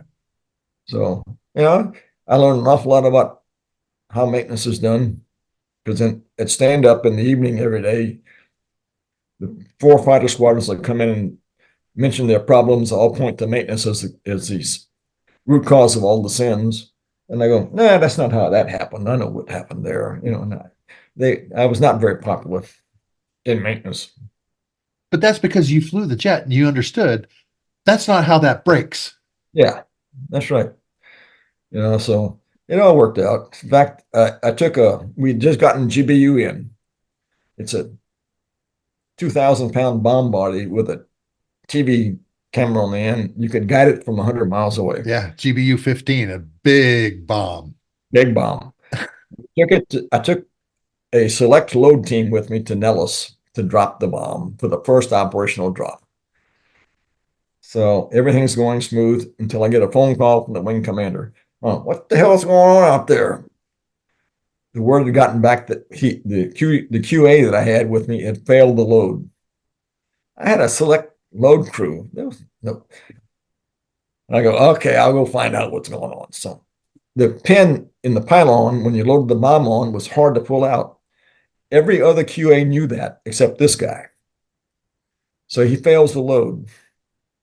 The load team chief had a line number for tech sergeant, and he was nervous as a cat. I said, don't worry about this. I'll take care of it. We took the pylon out of the mile out of the pylon, the rack, Yeah. took it to munitions equipment maintenance and put 5,000 pounds on it. It worked perfect. So we get it back out at the airplane. I took the QA guy and said, "You're going to read the checklist. They're going to do it." He says, I'm supposed to QC the load at the end? No, you're going to QC the load one step at a time. This is a Yeah. team project. They had shimmed it wrong when they put it in before. It worked perfect. It's just instead of getting all uptight about what's going on, go figure it out. That has worked for me on the outside when I retired. It worked for me recovering shuttles at Mather, I mean at Edwards. Uh, Initially, space shuttles went to Edwards because they Yeah. couldn't land at the Cape. And so we had to have a complete system out there for recovering it. I had to have a team certified on recovery and be ready to go at a moment's notice. Moment's notice, you get enough time. You could tell where it was landing when they did the de-orbit burn, because once they burned for Edwards, they were going to Edwards. Yeah. We had to be ready to get it. If it landed on the runway, that was the easy part. If it landed off the runway, not on the lake bed, then we had an issue. But we still had to get there. I controlled the hospital, the emergency crews, the fire department, the cops, the helicopters, everything. The NASA guy was in charge, but I had all the personnel. And as soon as he said we got a problem, he was no longer in charge. I was the fire alarm with the glass on it. And as soon as he broke the glass, Yeah. In case of emergency, break glass. That's right. Chuck, what was that like watching a shuttle come down and recover like that? Because I mean, No, that's no, a no. big. It's a big airplane and it's a glider. And when I first got to Edwards, my in-laws had showed up. So I got the protocol to get us to the edge of the runway to see the shuttle land. And I get out there, I go, if he overshoots the runway, we're dead. Then it comes down the runway and lands. And my father-in-law, he'd flown bombers in World War II, and he flew EWO training at Mather when he retired. He thought that was the neatest thing he'd ever seen. And it lands like an airplane. When they finally drop the gear, Yeah. it's gravity drop. There's no hydraulics in it. They unlock it, it falls. Or it doesn't fall. Yeah. It's committed. It's And committed they're only to, like 300 feet in the air. It's like the last thing they do before they hit concrete. yeah, because it's drag. Yeah. And so if they don't come down, it's still committed to the runway. Yeah. Yeah. You're just going down the runway on the And when they blocks. finally got the drag chute on it and was comfortable with it working, that's when they went to Florida. Oh, I didn't know that. That's interesting. So you got to meet a lot of those guys and gals that were flying the shuttle around too, didn't you? Not so much. They would come off the shuttle in quarantine and be isolated. Yeah. And then taken back to NASA. They didn't get to hobnob with anybody. Okay. They wanted them debriefed, and they would stick pins in them to see what. Yeah. So what were you doing in Anchorage when you and I met at Elmendorf? That I was flying with the 43rd initially, and flying intercept missions on the North Slope primarily for the bombers, the Bears, and whatever that would come across the North Slope. We would launch off of Galena. Galena was not a garden spot. We called it Tar Beach. It was the roof of the alert facility. That's as far away as we can get from the airplanes. Couldn't get out of the alert facility. Yeah. And it was a 6,000-foot concrete runway with a dike at each end and 3 barriers on it. And as you rolled up the dike, summer and winter, you punched out because you weren't going to survive. Yeah. The river was swift in the summer and blocks of ice in the winter. Yeah. So at 6,000 feet, NATO standards 8. So if we came in there heavyweight, you had to land on the first brick and ride the brakes to the end. Yeah. So we take off on alert. As soon you take off and head north, and as soon as the center line went dry, you kicked it off the airplane. And so that went in the mountains that were white summer and winter. The wings went feet wet, and that gave you about 20 minutes on the bomber. Uh-huh.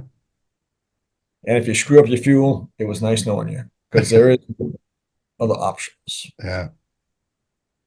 If the weather categories that we had, if you had less than 100 hours in Alaska, you were 402. If you had more than 100 hours, you were 301. And when you went on alert, you had none. Yeah. If you took off from that base, you're landing there. And one day we got launched, and when they opened the revetment doors, the fog was at the front of the door. Oh, geez. I could see about a foot into the fog because they use red hydraulic fluid to stripe the snow so you can find your way to the runway. So I had about 1 foot into the fog before, and then they canceled the alert. I would have had trouble finding the runway on the ground. Yeah. So what was it like, flying formation off of a Bear bomber for the first time? When you see a Bear bomber, what was your first impression? It's big. And it's, as you come aboard from the back, the tail gun is radar controlled and it tracks you. And when you arm the missiles, he can hear that. Really? He stores the gun. Yeah. He gets a signal from that. Oh, isn't that fascinating? Yeah. And I never took, once you arm the missiles, I was heading south before I saved them up. Really? So we'd come in, there would be 2 of us. We'd come in, shoot a cover. First guy comes in, takes pictures, and cycles back. The second one comes in. So there's always armed missiles on the bomber. And if you turn south to go home and end up over the landmass, it was a short trip. Yeah. Those counter-rotating props make a weird noise, don't they? Yeah. Although we wouldn't hear too much of that. We had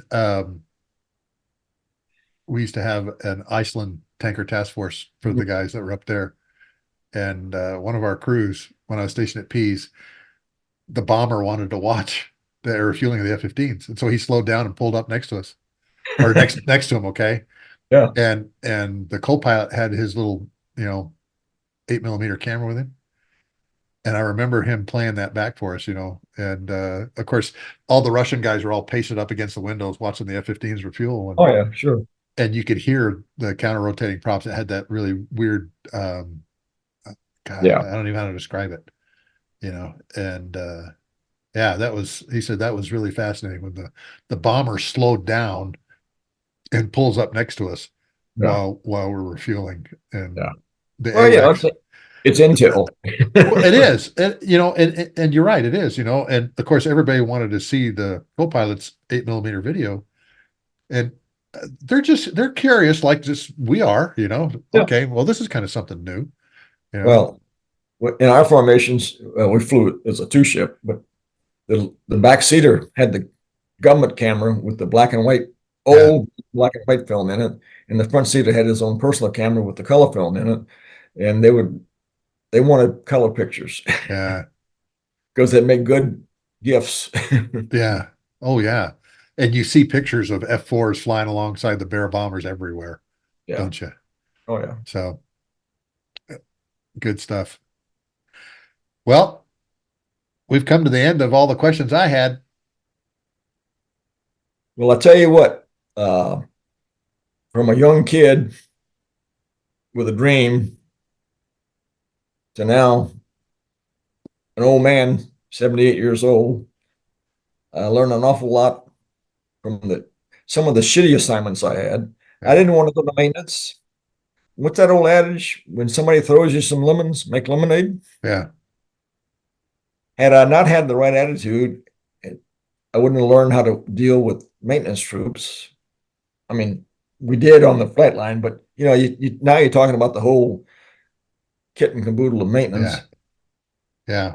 So when I got to Masawa, which I got the job to be the base commander at Masawa with 3 days notice. So when I got there, I was used to working with enlisted guys, especially senior ones.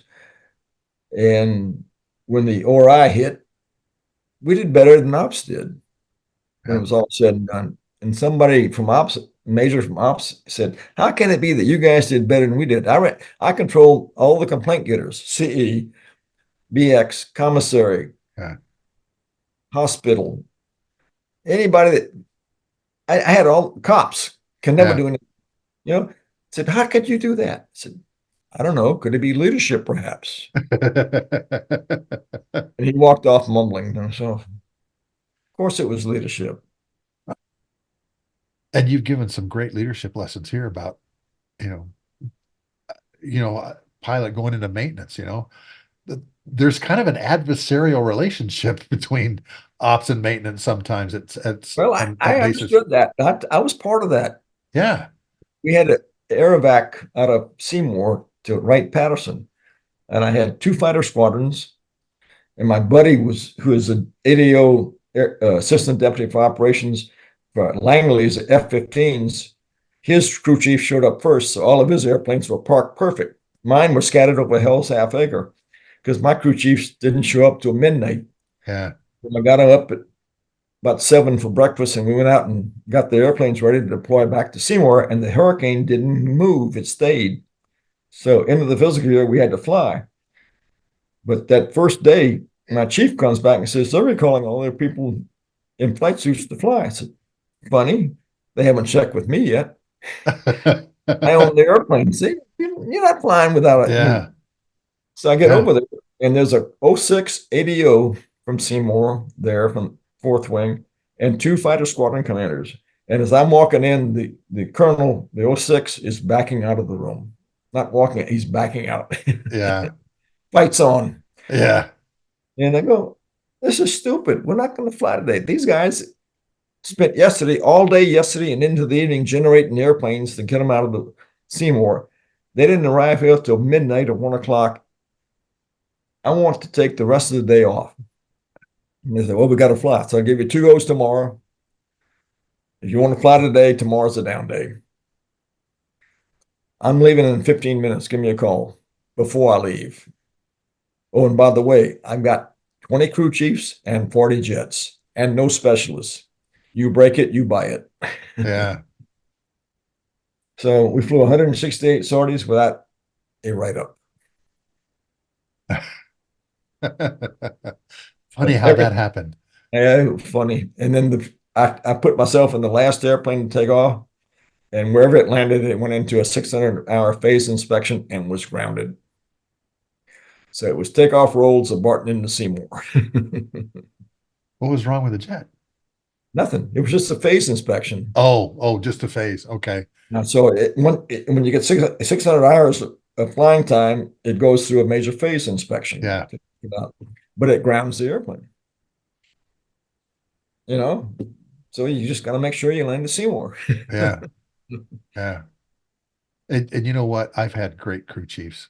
And Oh in yeah. the book that I wrote about flying tankers in Desert Storm, my very first combat mission was refueling F-4G Wild Weasels going into Baghdad.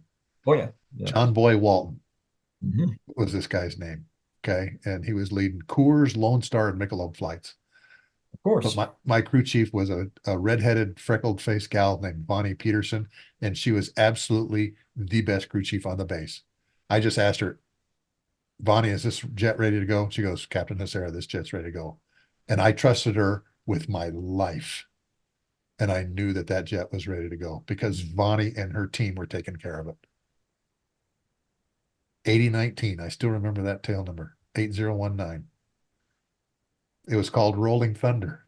Yeah, of course it was. It had a squaw, an Indian squaw, in a leather bikini holding a spear on the front of it. How inappropriate. Exactly. And the Saudis made us paint over most of her, okay, because of their laws. All right. But I flew that jet home on February 1st, and the crew chiefs had gone out and taken all the paint off of it. So Yeah. it had all the Aladdin lamps for the missions and everything, and Yeah. didn't have any paint on. I took a picture of it. She was a fantastic crew chief. I've worked with some fantastic, and of course, boom operators too. Oh Because yeah. we get the boom operator just to the point where he needs to refuel, and then he or she kind of takes over. Like you mentioned, that tanker came to get you guys, but it was the boom operator that put the pole in the hole Oh so yeah. that we could give you guys gas. And you fly in the States and there's all these protocols you got to go through. Over there, you just showed up. Even if you didn't have a radio, you showed up with the Yeah, door open. They plugged you. yeah. And there's a lot of times where we had inopportune receivers come up. I mentioned to you on the phone, we saved what was it, 24 F-16s. The kid that came to me had 800 pounds in his tank, just like you mentioned. That's Yeah. like 7 minutes of flying time in the F-16 or an F-4. Yeah, but he has only one engine. See, I was feeding two.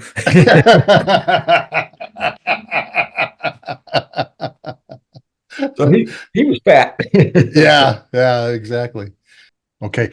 So you're coming into Fujian and this airplane's getting ready to land, and you guys do what?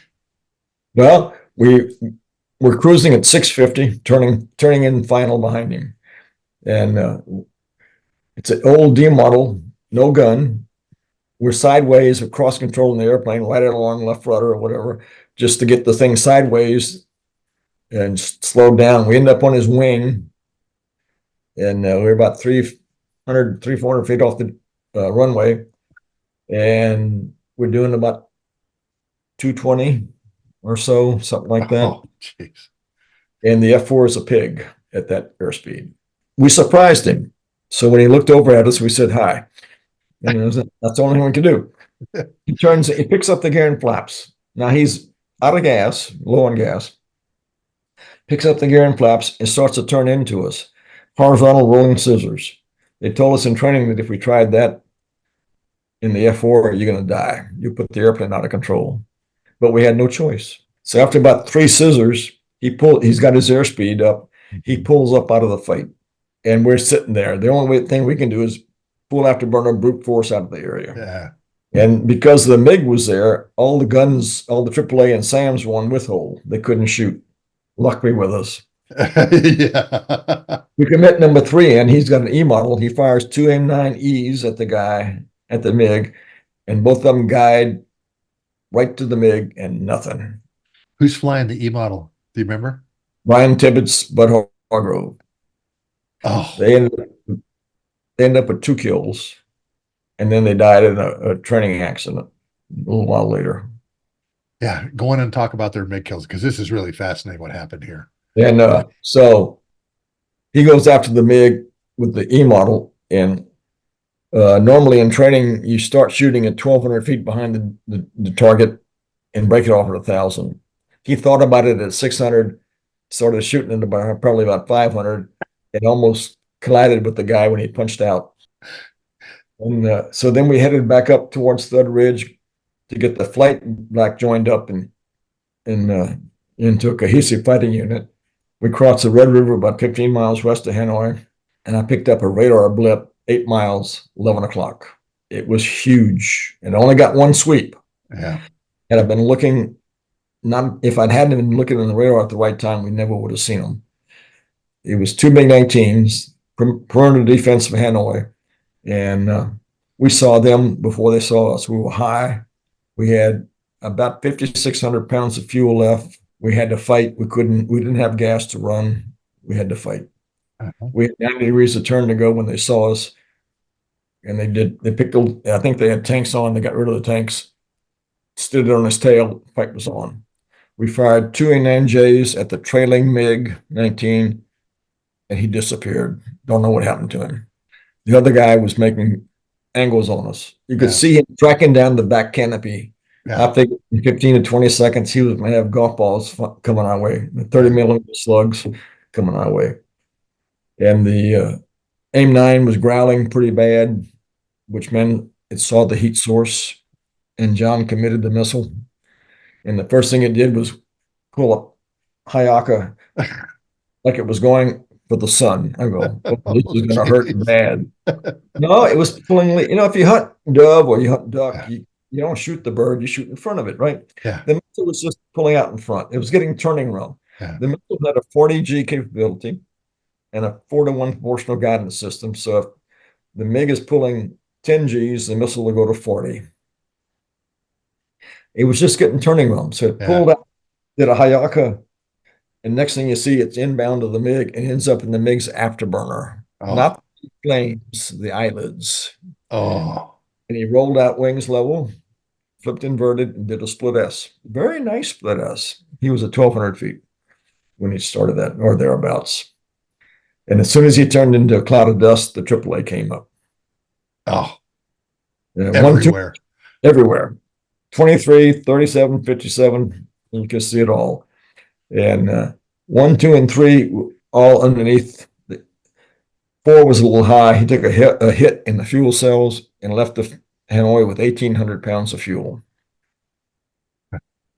We knew, and he knew, he wasn't going home. So we sent 3 with him going straight ahead. They climbed till they had 1,000 pounds of fuel, and by the time they'd cleaned off the airplane, but at that point, he had a couple of missiles that he got rid of. The tanks were gone already. The only thing he couldn't get rid of was the jammers on board. Yeah. And it leveled off and ran out of gas. Now, you don't often get a chance to eject out of a perfectly good airplane. So they had a fight as to who was going to pull the handle. If the front seater pulls the handle, the back seater goes first. The back seater got the option. He can either go by himself or set up the switch, turn a switch to set it up so the pilot will follow him out. So they ended up making individual ejections. It's the thrill of pulling the handle, right? Yeah. So number 5, our airborne spare, sat on the tanker and was listening to all this and got the SAW going. So when they punched out, he flew over them. They were on the ground about 20 minutes. Of course, we don't know that's happening because we stayed behind, and there was a glint. I saw a glint on the horizon behind us. So we did a quick 180, did a radar and a visual search, and nothing.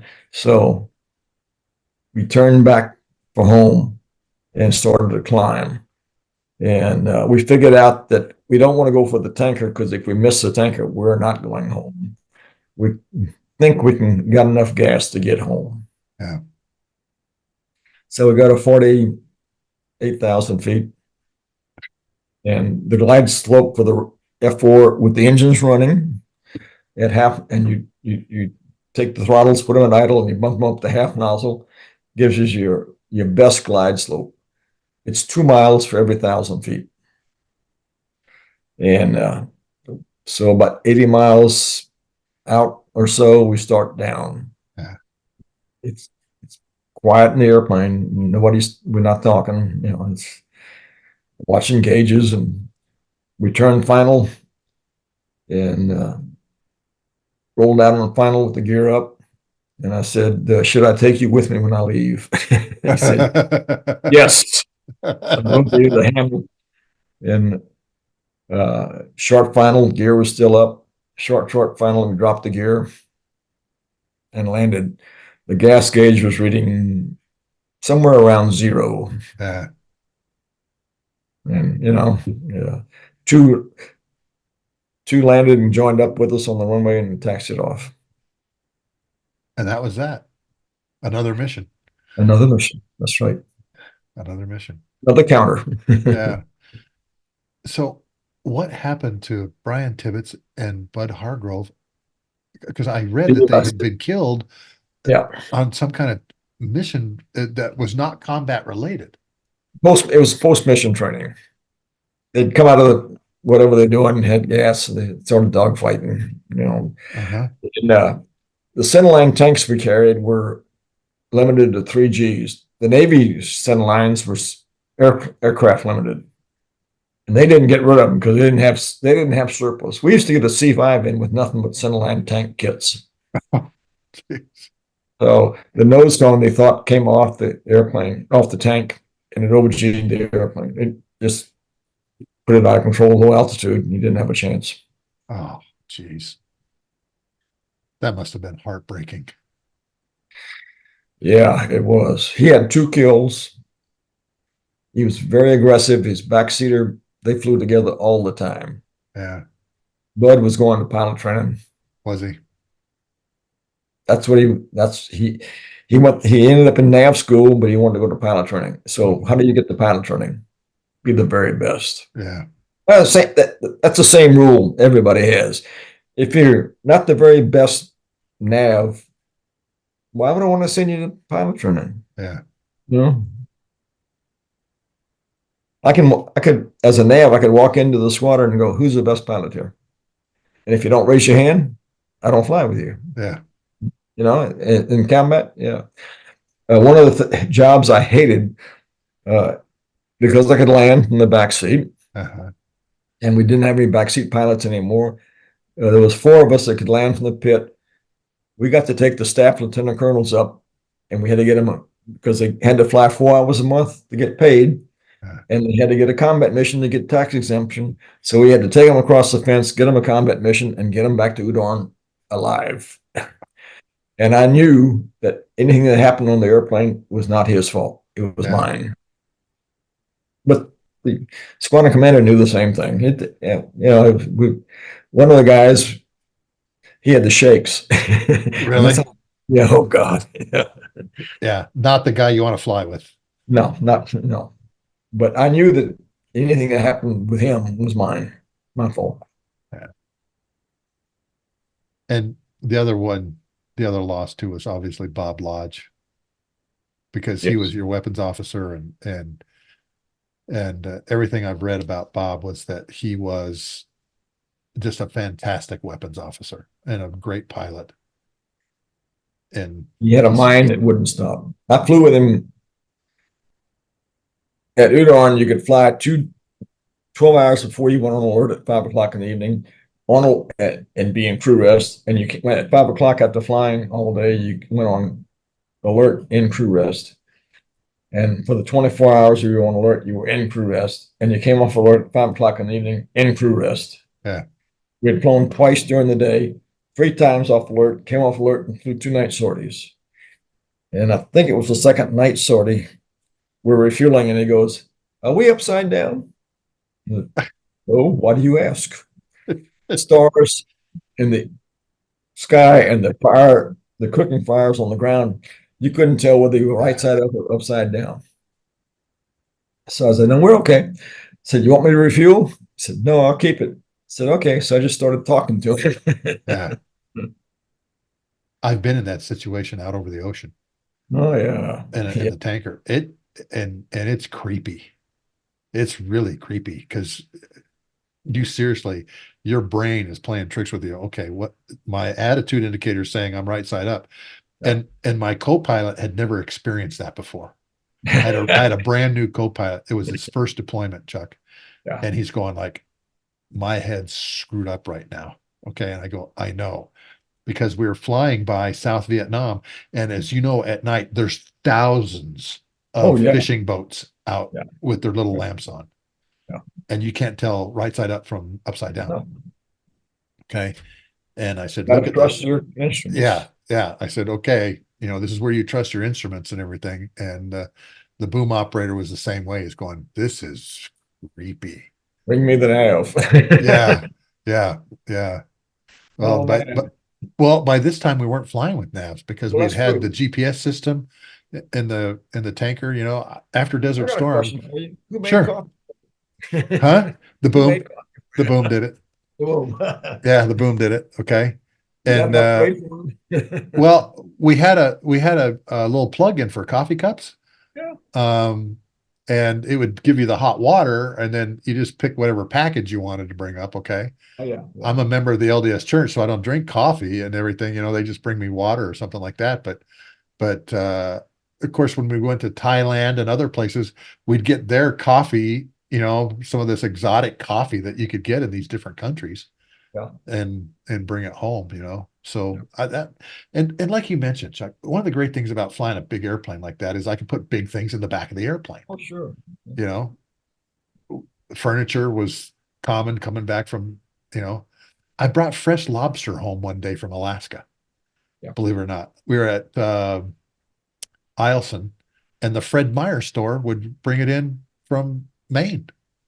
And my wife loves lobster. And what we did on the flight is we just put the oxygen hoses down in there and gave them some oxygen, every once in a while, and they were fine when they got home. But hey, I've enjoyed this. I've really enjoyed this too. Thank you. Thank you so much for doing this with me today. You bet. And let's keep in touch, okay? Sounds good. I sent you 463. That's a drawing I did, a 463. Yeah, so I have it. Yeah. Well, I print those on vinyl, 4, 6, and 8 feet. If you want one, tell me how big you want one, and I'll send it to you. Okay. Okay. All right. So, thanks again, Chuck. Yeah. Thank you. All right. See ya. Bye-bye. All right. I hope you folks enjoyed listening to Chuck as much as I enjoyed interviewing. Oh my gosh, to be able to talk to a bona fide Vietnam hero as a young captain shooting down 6 MiGs and then going on to maintenance, watching the shuttle land, all those kinds of things. I didn't know that about him. So I learned a lot today too. I appreciate all of you coming by the Lessons from the Cockpit show. Our show is sponsored and financially supported by Wall Pilot, custom aviation art for the walls of your home, office, or hangar. We have 144 ready to print 4, 6, and 8 foot vinyl graphics like the KC-135 you see behind me, ready to print and ship. Or we could do a custom one for you. If there's a favorite airplane you want on your wall, like this one behind me, fill out the custom form. Let us do it for you. Put your name on a tail number, different unit that you like, even a bomb load or weapons load that you want. This and previous episodes of the Lessons from the Cockpit show can be found on my YouTube channel at Marcusera or on my website, marcusera.com. Next week, we have another great guest going to be on, another MiG killer who flew with Chuck de Bellevue. So tune in next week for the Lessons from the Cockpit show. Thanks for being here, and we'll talk to you again next week. Take care.